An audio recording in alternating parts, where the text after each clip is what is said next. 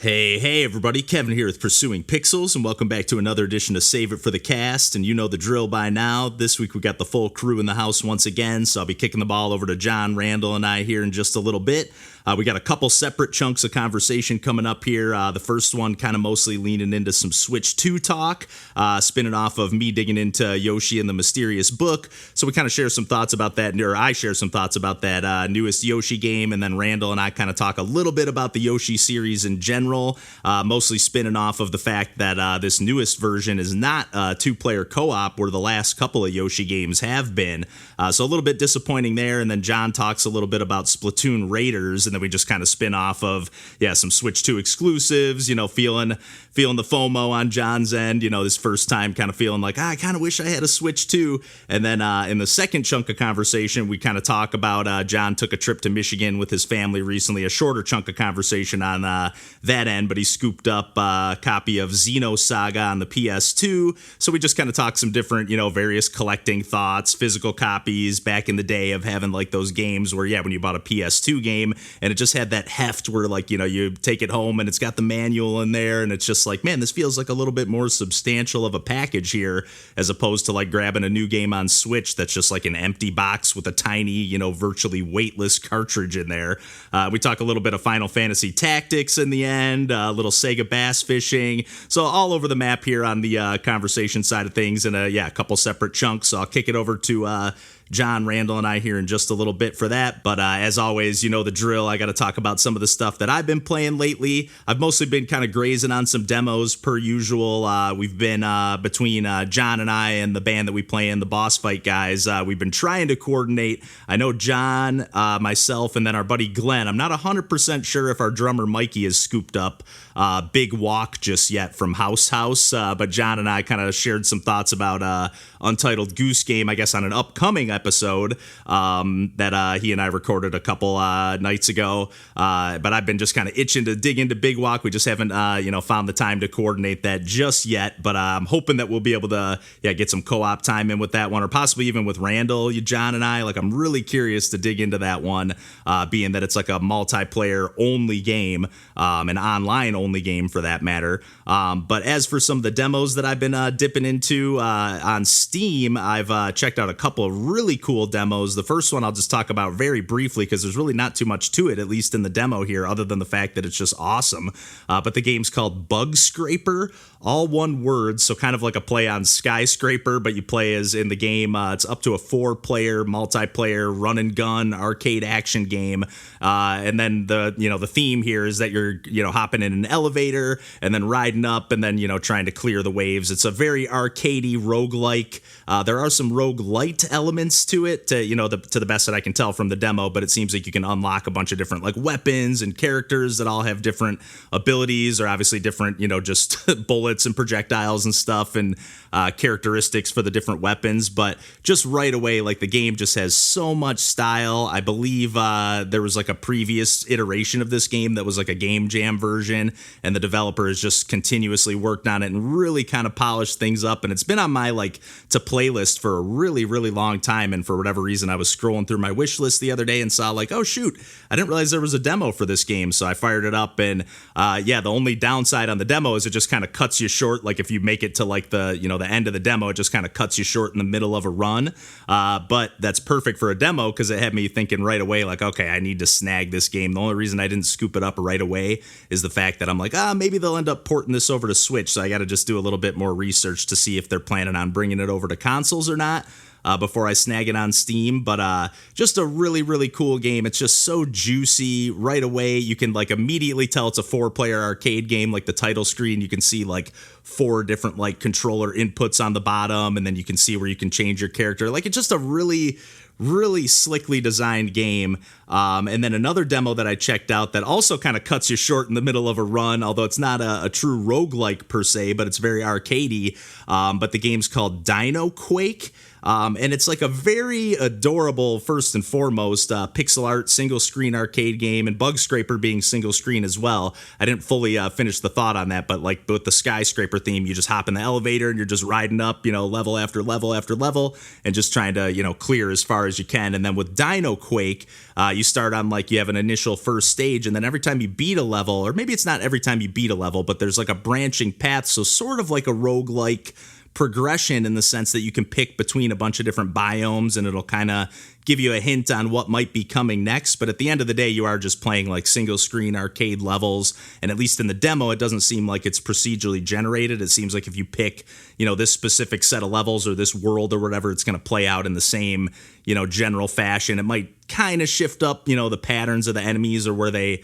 appear or something like that, but best I can tell, it's like the same number of enemies, the same kind of general layout to the stages. And then with Dino Quake, really think like Bubble Bobble meets the original Mario Brothers, and I'm talking like the original, single screen arcade Mario Brothers game. But with Dino Quake, you can play, I think, up to 2 players. I only played single player here on the demo, but you move side to side, you play as one of these 2 different dinosaur characters, and then you do kind of like a stomp on the ground that sends like a shock wave across the platform that you're on, or the entire level that you're on, if it's like a full, across the screen platform. And then if there's any characters that you need to destroy on there, any enemies, it'll kind of flip them over, and then you just got to kind of, punt them and kick them off into the into oblivion. But like Bubble Bobble style, if you kick them into another enemy, they'll kind of roll into like a giant snowball, and it just gets super frantic and really, really fun. Again, I think playing 2 players would be an absolute blast. But yeah, you pretty much just jump, do your little like, not even a ground pound per se, but you're just kind of smashing on the ground. And then there's certain enemies that you have to defeat in different ways. Like they might have a shell. If I'm remembering correctly, I almost feel like I'm misremembering this because I don't remember having to like break out any, particularly precise tactics while I was taking out the enemies and clearing them off the screen. But at the same time, I do feel like if nothing else, I had to like kind of know their different movement patterns and know like, okay, this one's gonna, fall off the ledge here and kind of chase me down, whereas this one's just gonna keep going back and forth. So just one of those arcade games that, just right away, there's an immediacy to it. And again, perfect for the demo here, where it just kind of cuts you short. You feel like you're making some progress, having a good run, and then it's just like, cuts you short, and it's like, hey, if you want to see the rest of the game, wishlist it here or go check it out on Steam. So again, I'm kind of just waiting to see if they end up porting this over to consoles, but really, really an awesome game that I'm having a ton of fun with, or had a ton of fun with checking out the demo for.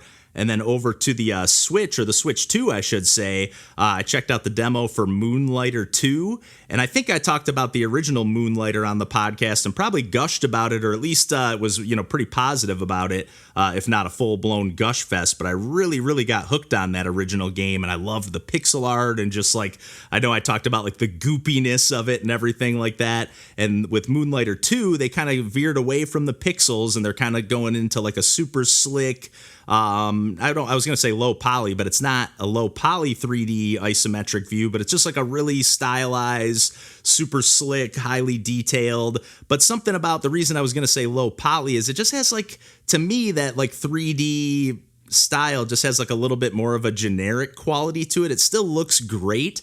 But I will say on the Switch 2, another slight bummer was like, and again, this is just the demo here. I don't even know if the game is fully out yet, so it might be like a pre-release demo version or something like that. So there might be some, kinks or bugs to iron out in the meantime. But like even transitioning, even though it looked really cool when you go from like zone to zone, or when you clear a room and you kind of pick your next level, you do this awesome like little transition screen, but it kind of takes a little bit of a longer time than you feel like it should to load. So then you're like kind of just staring at your character in this like goopy abyss, and it's like it kind of looks cool, but it just takes away from the flow a little bit. Again, playing the demo here, so who knows if they'll be able to clean some of this stuff up.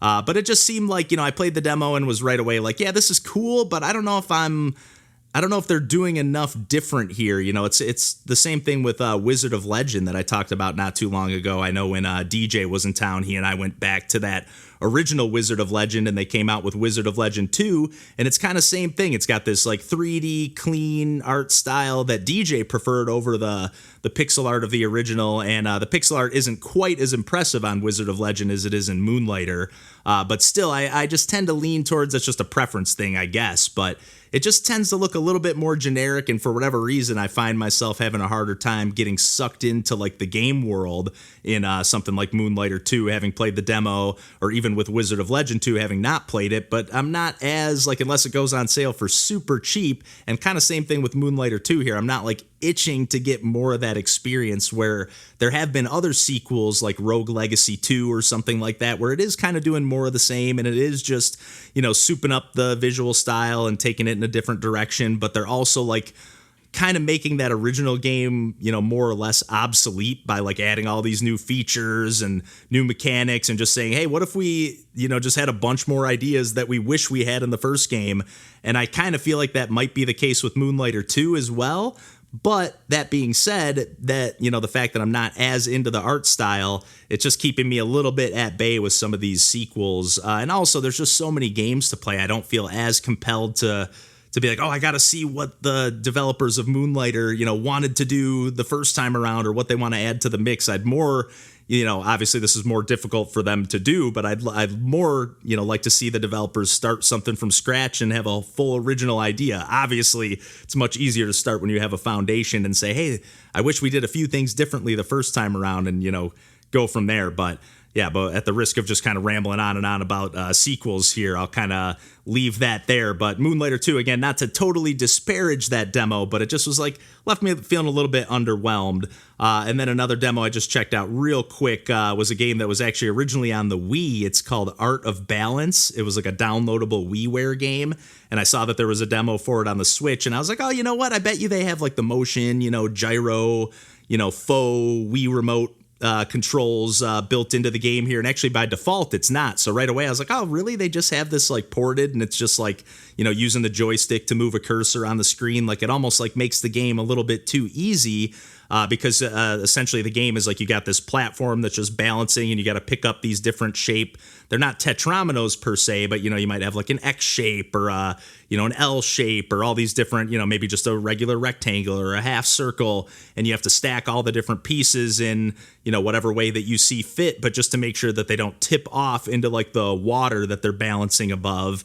And right away, I definitely prefer playing with the Joy-Con here and using like the faux motion controls. And even though it doesn't work perfect, like I know it would have worked probably just a little bit better on the Wii, not having to like constantly hit the little side button to reset the gyroscope sensor and recenter your cursor and whatnot. But even still, I had a pretty fun time playing this demo, and probably will scoop this up. I think it's only like $8 full price. But saw that it was on sale even when I downloaded the demo, so I'll probably end up getting around to grabbing this one. I think it also has some multiplayer as well, but for a single player, just kind of relaxing game to fire up while you're listening to a podcast or doing something else, like, it's just perfect. You can just rotate the blocks at the click of a button by like 45 degrees at a time, which really helps. At first I thought it was like, oh, that feels a little bit too easy to be able to just like perfectly line these up. But at the same time, if you were having to deal with like the finickiness of like that gyro control, and the, you know, I'm sure everybody remembers that's ever played a Wii, like the, you know, pointer kind of jittering on the screen, and, you know, jumping from, you know, kind of in the same spot, but just kind of slightly jumping, you know, while it's standing stationary. And I feel like if you're trying to line up a block perfectly, that would drive you nuts. But if you can just kind of like rotate them and they stay locked in like that position until you rotate it, you know, another 45 degrees, it kind of works perfectly. So something that I felt like right away was like, oh, that's a bummer. Maybe I want to play the original Wii version. It's like, oh, that is actually the way that it worked on the Wii version. It just had the, you know, obviously the motion might have worked just a little bit better having like the sensor bar and everything, and not just leaning into like the gyroscope in the Joy-Con. But yeah, at the risk of just rambling on and on here, because I've played some other stuff as well, but I think I can kick the ball over to John, Randall, and I here for, yeah, some Switch 2 talk, little PS2, and, you know, retro collecting and whatnot, and yeah, some various other stuff from there. But yeah, I'll kick it over to John, Randall, and I here. And yeah, until next week, we will catch you then, and take care.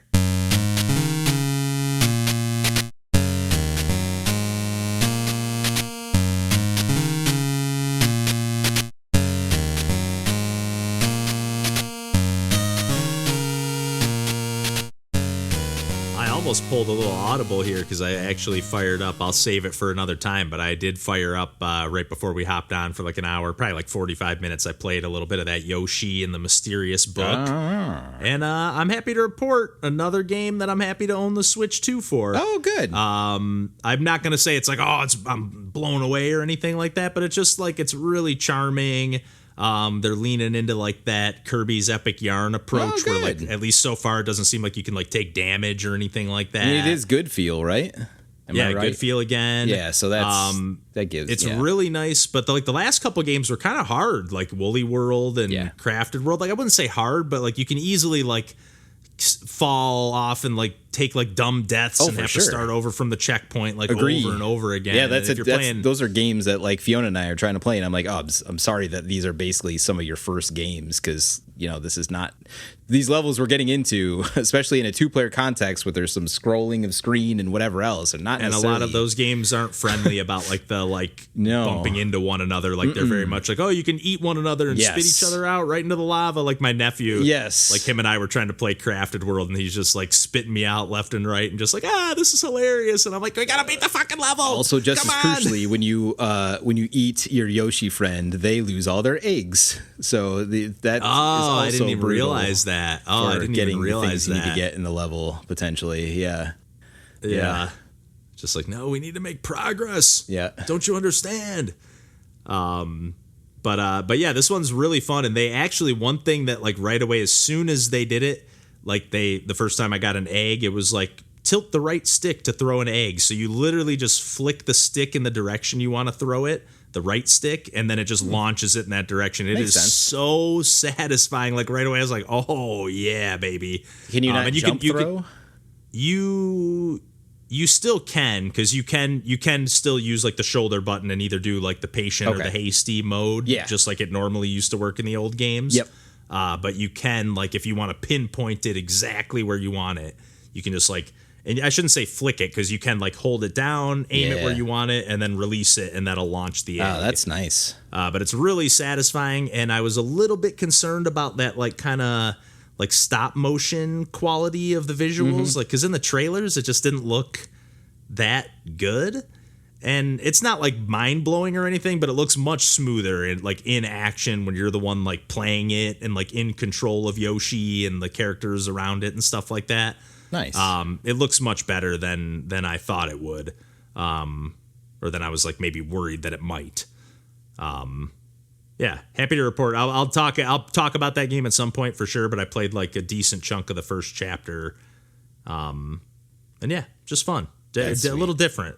It seems like a good like just leisurely game to walk through. I guess the only bummer is I don't know if it's multiplayer. It might only be one player, which that's a little bit of a bummer. But maybe they realized the Yoshi spitting each other out and stuff was like a little bit too much chaos. That'd be a little weird considering they have had that primarily in the last couple of Yoshi games that they made. Yeah, but I didn't even think to check. Yeah, you're right. No, looks like people are saying it's single player. Yeah, that's a little surprising. Huh.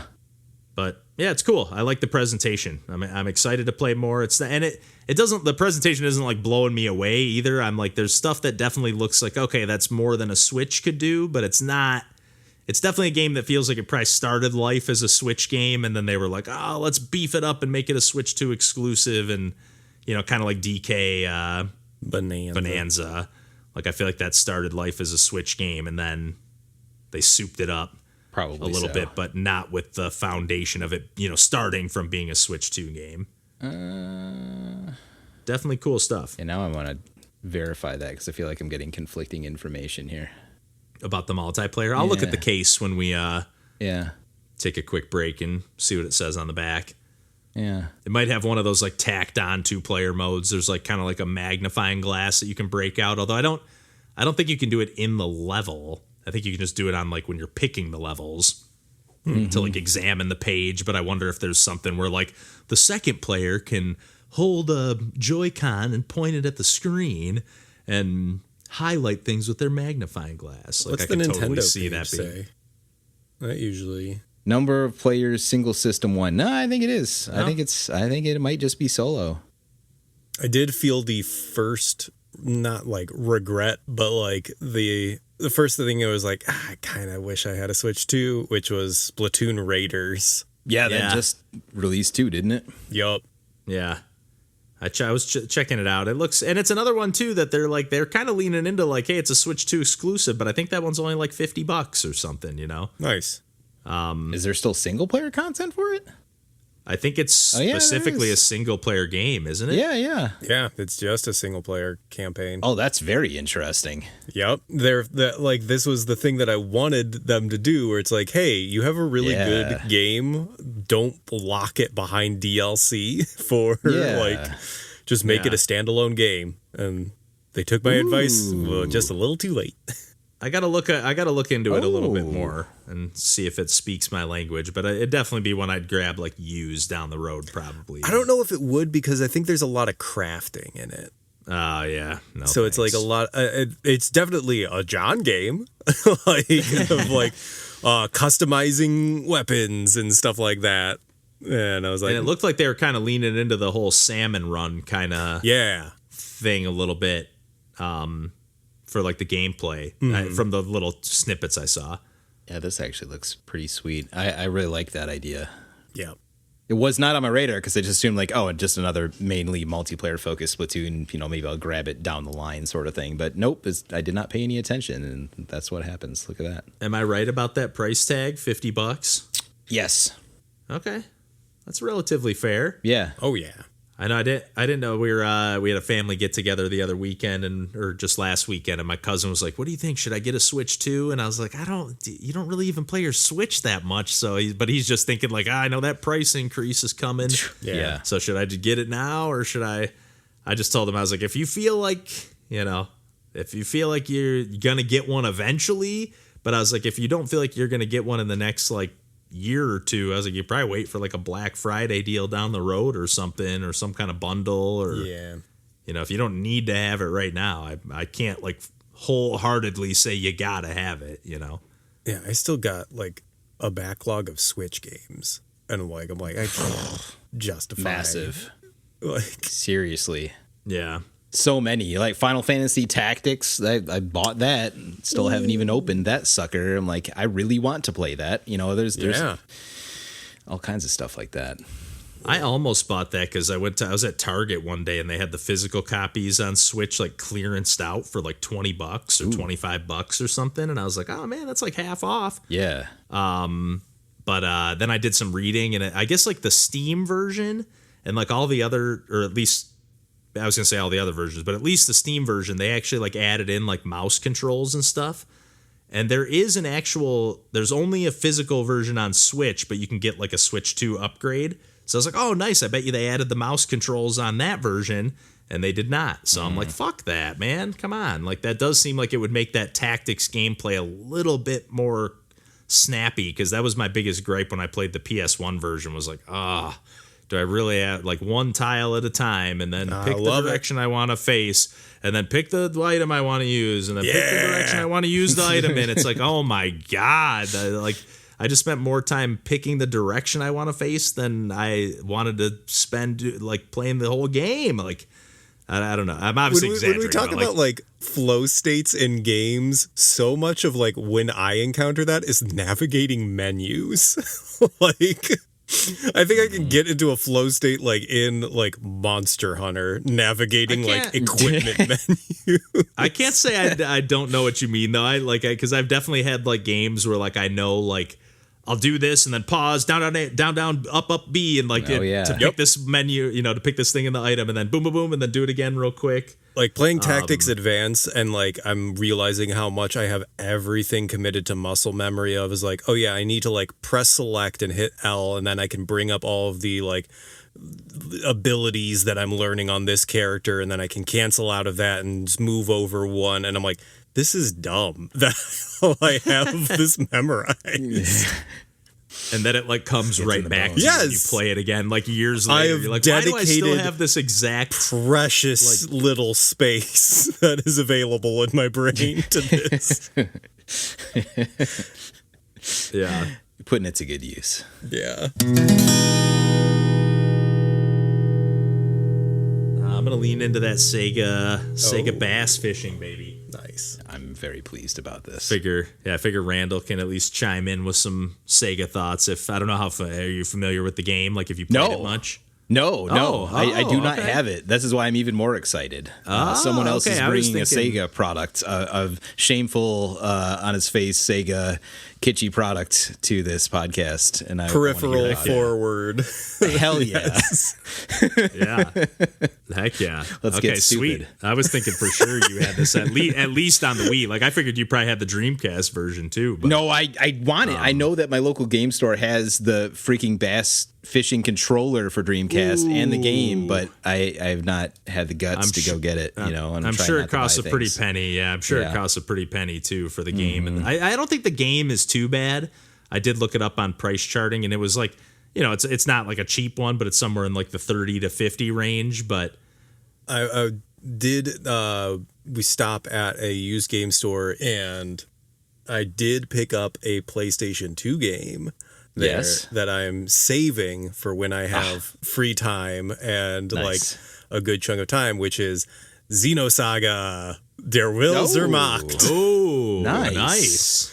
And I'm like, oh, hell yeah. I've bad gotten boy. so deep into the Xenoblade series that I would love to take a step back and see what the PlayStation 2 version of this series looks like. that sucker's not cheap either, is it? That was the thing, is like I kind of don't want to look up to see how much it costs and how much I got it for. Yeah. But there's something to be said for getting it in person regardless, like that. And though. it's the local store, and but now I can't help myself. Well, it's price charting. I don't think I've ever come to the dark side. I'm not gonna. All right. It is fun. No.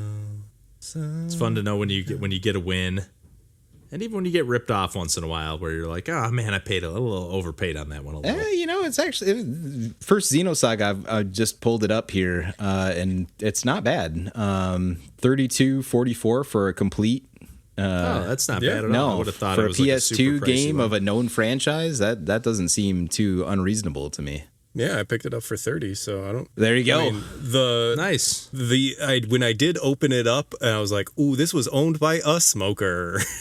Did it at least have the manual inside? It did have the manual inside, and I was very excited about that. I opened it up, and I was like, "It has a manual." I was like, "Ooh," and it has a scent. Yeah, a scent that will never leave. Yeah, I wonder if there's. I'm sure that the gamers have found ways over time of trying to get most of the scents pulled out of things like that.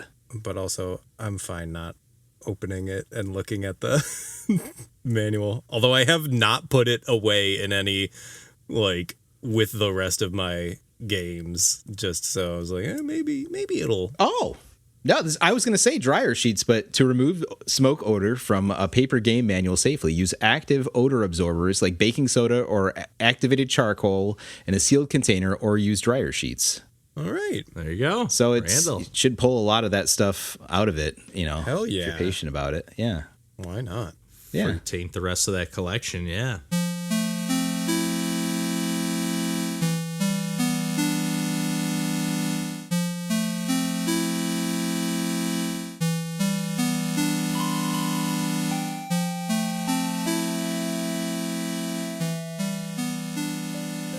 There's something so nice about when you grab like a PS2 game and it does have the manual and the disc in there, and it's got like a good heft to that case, It did feel so much more solid than any other game case I've gotten in recent years. And I was like, I know, you get any new game and it's just like, ugh.